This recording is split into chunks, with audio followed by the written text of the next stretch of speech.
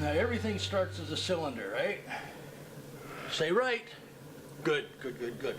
Everything starts as a cylinder, and then you make your form from there. So I've got my cylinder. Also, another thing you want to do at this point is do your foot trimming. I usually take a tool of some kind and cut the bottom away. That's work I don't have to do later, you see. Now I've got this other little thing.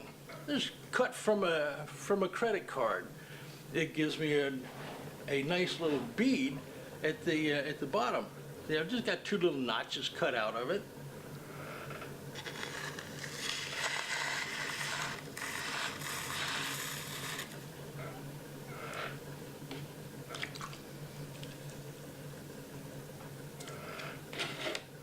Some of the best parts about ceramics is you don't have to buy a plethora of tools. Most of the tools that you really need to have are tools that you can make or find in your own kitchen or garage.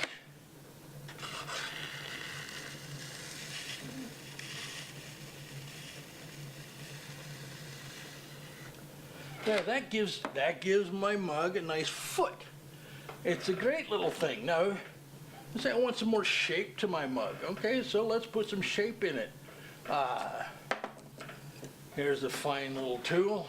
You can use anything, okay? You don't have to be the tools that I'm using, but whatever you can find to get in there. And watch how that bellies out nicely. Oh, isn't that pretty? Oh, oh, oh. Yeah, it's very nice.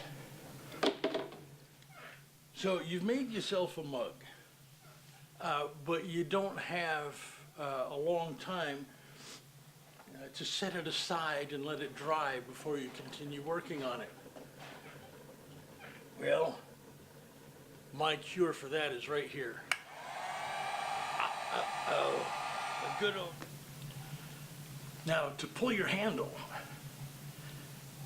I usually do it all by hand, but you could use a table to roll this out. But you want to get your clay in somewhat of a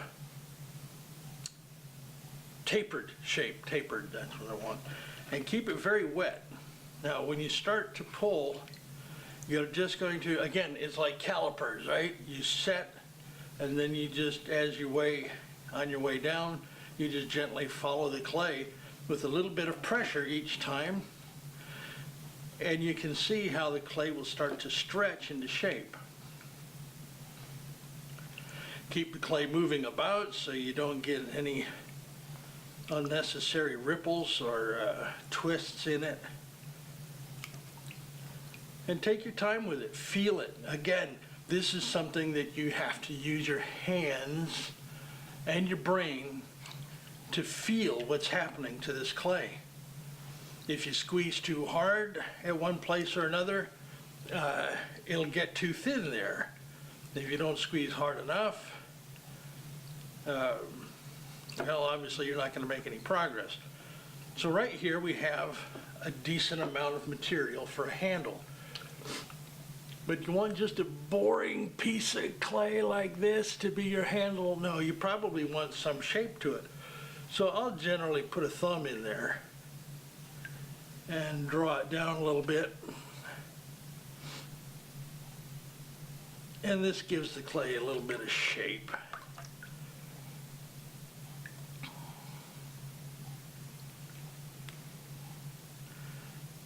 Now when I bend the handle, it's got a little bit of a concaved contour to it. So I don't know if you can see that or not. Anyhow, now it's just a matter of set that aside and let it dry for a little while and get firm. Alrighty, I have moved my handle to a wear board to make it easier to deal with. And I started getting ahead of myself. So we're going to trim this big knob off of the handle. And it would work better if I used my fettling knife correctly. There we go. We need a little angle there. And this is going to attach to the mug on top. You can see it's still quite wet, but this will help it dry or firm up in a more predetermined shape. I'll end up taking off some of the bottom as well, but I won't do that until I'm ready to apply it to the mug so that I can judge the length of it more closely. Now we come to applying the handle. We've got the mug thrown, we've got the handle pulled. They've both been setting up for some time. You can see that there's still some elasticity left in this, but it's dry enough that I can handle it without creating any marks. What I want to do now is give this a little test fitting. Right about yay, okay. I want to see that it is perpendicular to the mug and not to one side or the other. I've got my place there. Now comes the fun part, the scratching. Scratch, scratch, scratch. You get a real good, scratching with both surfaces. If you have done hand building in the past, you know that this is definitely a make or break part of the operation. Put a little bit of extra water in there too. Remember, water is a lubricant. Slip is a paste. If you think of slip and water in those terms, you'll understand what has to be done. You don't want to just put water on two surfaces and stick them together. That won't work because water alone is a lubricant. You have to actually make a slip that'll cause the attachment.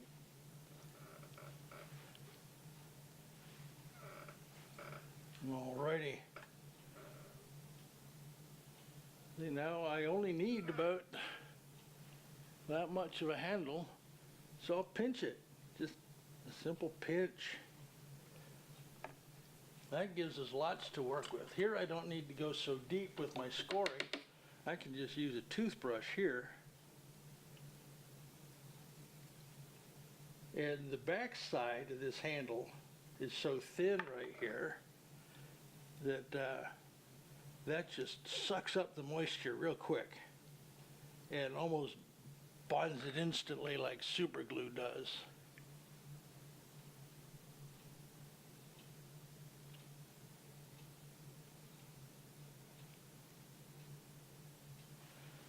Now this handle is attached.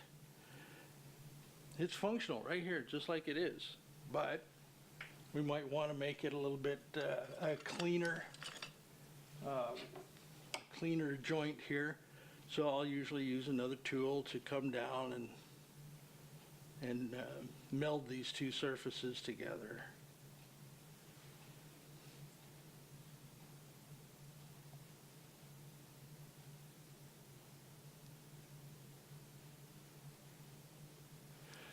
I'm not used to working for the camera. I'm used to just handling it any old way and not worry about angles. This is definitely an experience. All right, so you can see that our handle is exactly vertical. It's not cockeyed or twisted. It's in the middle of the mug. It's not leaning to one side or another. And it's firmly secured. Now you can do something maybe a little bit decorative if you like. Take some of this old clay, maybe knead it up with a little bit of water to moisten it again, make it functional. Do do do do do do da da ba da ba da da.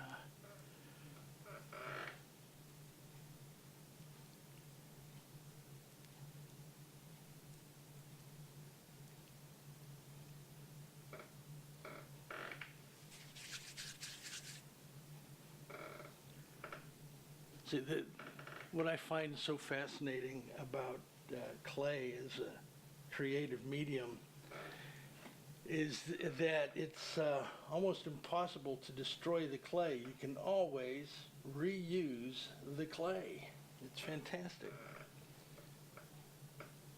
Even if the stuff gets old and dried out, you can still bring it back to life by grinding it into a powder again, and then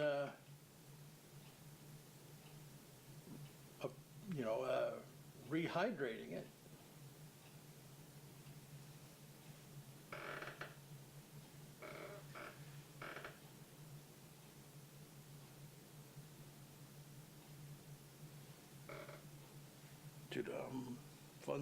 Fun things you can do with clay.